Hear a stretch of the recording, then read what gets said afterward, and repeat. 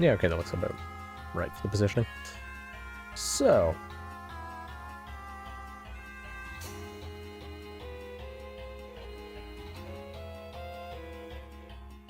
oh, balls. What have I done?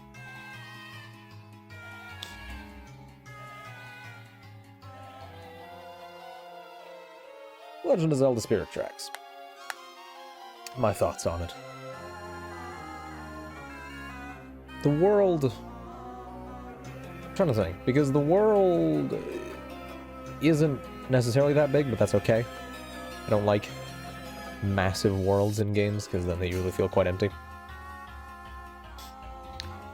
But it feels overly linear just because of the...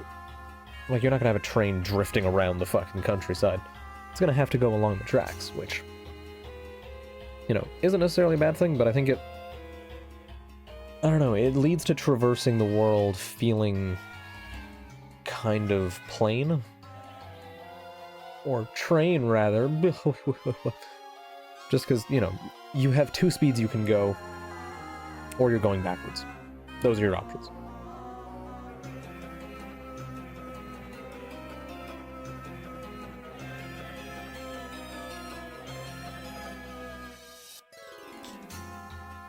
So yeah, like, the world is good. It's got stuff to do. There's enemies to fight in the overworld, which are more just like a small diversion to try and kill you and force you to go back.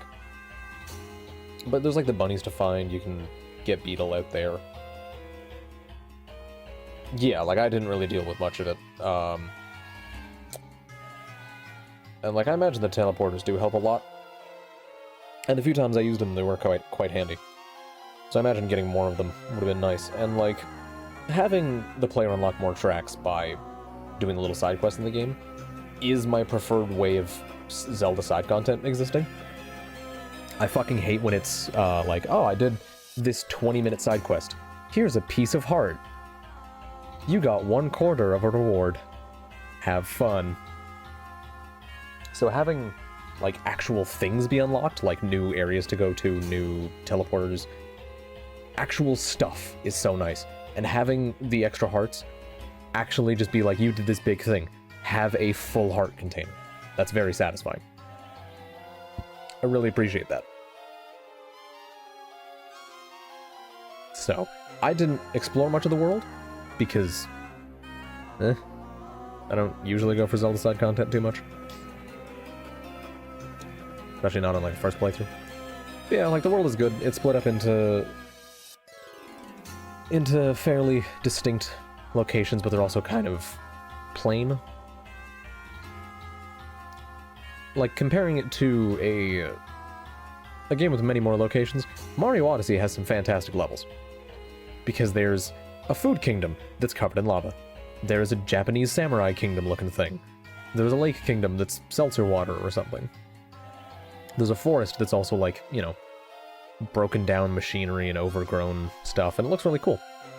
This game has forest, desert, ocean, fire, / volcano land, and snow. So, like, they're not bad, they're just kind of standard. But even then, the dungeons themselves, quite good. The locations, quite good. Overall, you know, it's not the best the Zelda series has had, but it's not bad. It's still that good level of Zelda quality. Story-wise, I do think maybe this one falls a bit short of Phantom Hourglass, but that's kind of just because I love Linebeck. Because he was just unequivocally a douchebag who, oh, right, that link doesn't work because Discord is a cool program that is fun to use. But yeah, like, Linebeck's character development at the end of it, and his turnaround, that's just feels real good. This game didn't really have anything like that. I guess there was Burn, but Burn is nowhere near as present in the story. Because he shows up at the start, he shows up... I swear he shows up in the middle somewhere. But you fight him right before the Desert Temple, I think? And then he's kind of around during the end. Yeah, no, like, the story's still good. It still does interesting things. Killing Zelda, I think, is quite neat. Even if it is, you know, undone quite quickly. It's just, she died, but she's not dead. She's a ghost. So, like, I don't know. It's okay. It's good. But it's not great. It's not perfect. Character-wise, I do think they did a good job of actually having Zelda be a character in this.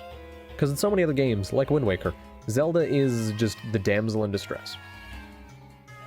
She starts the game as Tetra, she has a neat personality, she's interesting, she becomes Zelda, instantly loses all of that. Instantly she becomes a brick to be held by the villain and go, hey Link, you want this brick? And that's always really disappointing, because you can do a lot with Zelda, and in this game they finally did. They gave her personality, they made her a bit crazy at times, which is kind of nice. And the interactions between her and Link are quite good. And then you got the Locomos, you got the... Were they the Anju? I don't remember what the Snow Boys were called. They were called something. The... Boda Village, Chancellor Cole...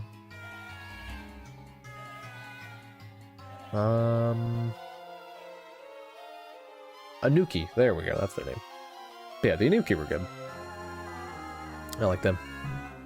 They're fairly smarmy. That's nice, because I feel like Zelda games don't usually have characters like that. And they actually didn't just reuse models from Wind Waker again. They made some new stuff, which is good. Make new stuff, Nintendo.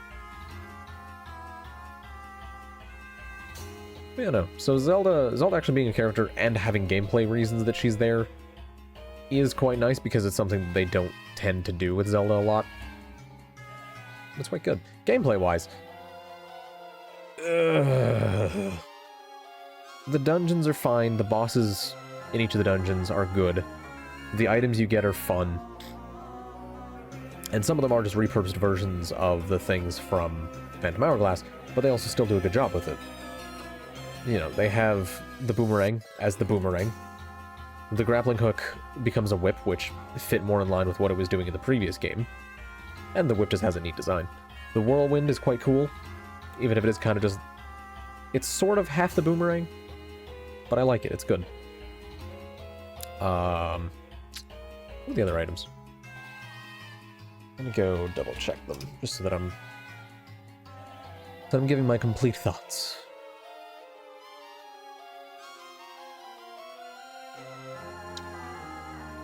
Game information, setting, timeline placement. That's not what I'm looking for. Alright, let's see.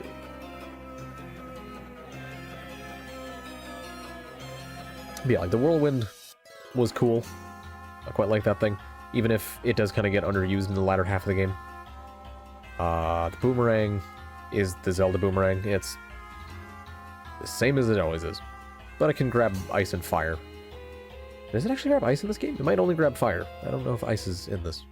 Oh wait, no, it is, because you freeze the water. That was a cool ability. I liked that. Yeah, the whip's good. It's helpful in combat. It's fast. It's got range. It's accurate. It's still a grappling hook. Like, the whip is very, very cool in this. Big fan of it. Bombs are bombs. The sand wand is cool, and I'm pretty sure they bring back the sand wand for A Link Between Worlds, because I have seen a tiny bit of that game, but I've never played it. And I want to say I've seen that in that game, but it works a bit differently, if I remember correctly. Anyways, potions are just Phantom Hourglass ones. The Engineer's Clothes are a nice little side bonus to find, and I'm really glad that's in the game. And it's also just a good outfit for Link. I don't know, it's good. Yeah, no. Then the bosses, I want to say Mothula was good. Ice Keese are a sub-boss? What the fuck? The Gyozard enemies were way easier because the whip is fantastic, and I love the whip just for that. The Snapper was neat. The Hitoise was interesting. Stalfos Warriors are just more of them. What is... Wait, what? Oh, there's a little side minigame that has a Dark Link in it. Interesting. Yeah, the Stagnox, I want to say was cool, even if there was some jank with it that kind of got in the way of it. Like, It's shooting multiple bombs and the wind picking it up from super far away, and then it destroys your bomb so you get hit. Fraz was a neat redo of the Phantom Hourglass boss. Phytops was a cool usage of the whip. Kragma was a nice bow fight, actually. I quite like that. Burn was a fucking travesty because that fight does not tell you anything. It's like, don't get grabbed by the hand in the first phase, but also don't have Zelda get grabbed by the hand. But also Link can grab the hand, but it doesn't do anything. You need Zelda to grab the hand. And Zelda won't attack him during that phase because fuck it. And then phase 2, you have to just keep attacking him, and then have him grab Zelda when the entire previous phase was about not having him touch Zelda. And then after the first time you do it, you have to just... You keep attacking, and then he dodges. And that feels like it's a reset, rather than a keep attacking him, you dingus. So, I don't know. The burn fight was not enjoyable. Skeldritch was cool. Taking advantage of the bow and also the sand was nice. The Demon Train... I mean, it's train combat. It was the best with what they had. Coal Fight could suck my nuts because the attacking is so fucking jank. You click the rat and Link decides to walk into the rat and hurt himself. And then you get to pull the boomerang back out. And the Malladus fight has a dogshit section where the controls will fail you time and time again. But maybe I'll install that one patch and then try the last bit of the game again with it and see how it feels. But, like, a lot of the time I want to give my thoughts on the game as it released, and not the game after people have fixed all the glaring issues with it. Because that's not the game that was sold for money. That's not the game that people, you know, got for Christmas and had to play because it was the only DS game they had in the car ride home. So, I don't know. I feel like, for a first playthrough, experiencing it as the game was intended is important. But yeah, ultimately, good bosses, good ideas, good dungeons, good enemies, good items. Held back by some very rough sections. Mostly because the controls are... Ugh. They're just not... They're not as tight as they need to be for what they wanted them to do. So, I don't know, it's... For DS game, it's very good. In general, it falls flat on some things, but it's still quite good. Music-wise, this game did have good music. I don't know if it was as good as Phantom Hourglass's music, but for DS, they did a lot with what they had. And I'm quite appreciative of it. So yeah, good music. Lengthwise, it's a good length. It didn't do that thing that Zelda games do of like, you finished 3 dungeons. There's 7 more. Have fun. It hits you with 4 dungeons, and then it says, oh, by the way, there's 1 more.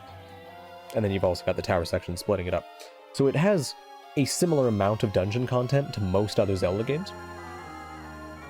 But it, like Phantom Hourglass, paces it very well.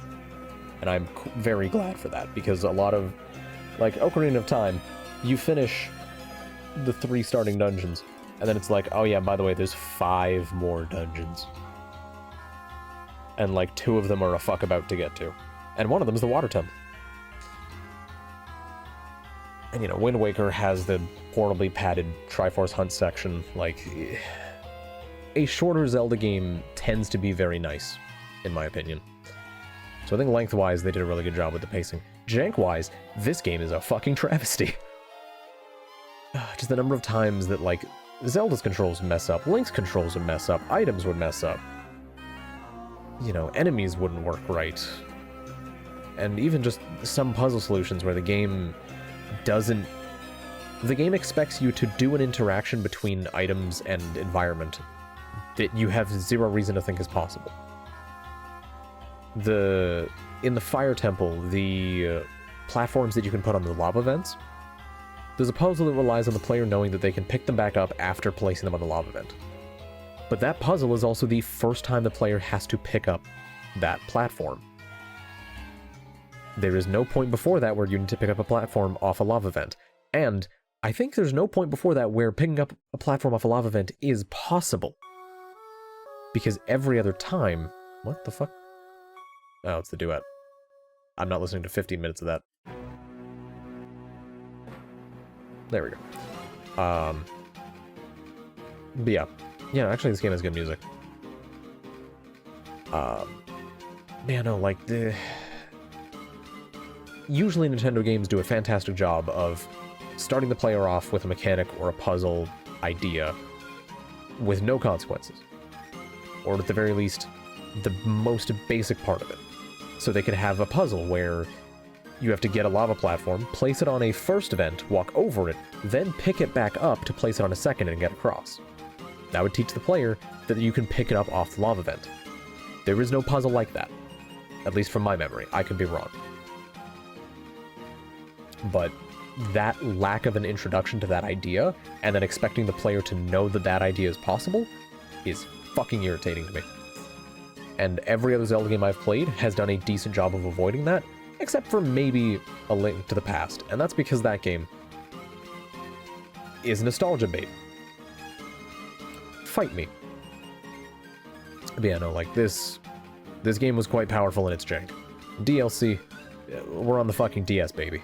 That don't exist. That's not a thing. But yeah, ultimately, Spirit Tracks was an enjoyable game, a very charming game, much like Phantom Hourglass and Wind Waker before it, with some great ideas and some great moments that is held back by the system it was on and some of the ways they decided to implement things. So I do think that of the DS/handheld games, this one could possibly benefit from a remake the most. Especially if that one D-pad patch makes it way more playable, then absolutely. Getting this game redone with better controls would be the best way to play it. But the original experience of it lacks a lot purely because of that fuckery. So yeah, all in all, it's good. It's not the best Zelda game, it's nowhere near the best, but it's still good, still worth a play, especially if it is easier on an actual system, which I imagine it is. Multiplayer is better than Phantom Hourglass, by the way, more fun and you can actually be with friends. I didn't try the multiplayer for Phantom Hourglass, and, you know, I'm coming to these games like 15 years after they came out, so trying to find a way to actually do it would be tough. But it is good to get that perspective of how the multiplayer is. It is weird thinking that there are Zelda games with multiplayer, because I grew up with Wind Waker, and that game's multiplayer option was fuck you. But yeah, no. Spirit Tracks, good, somewhat frustrating in certain parts, but still a quality entry into the series that holds its own against the others.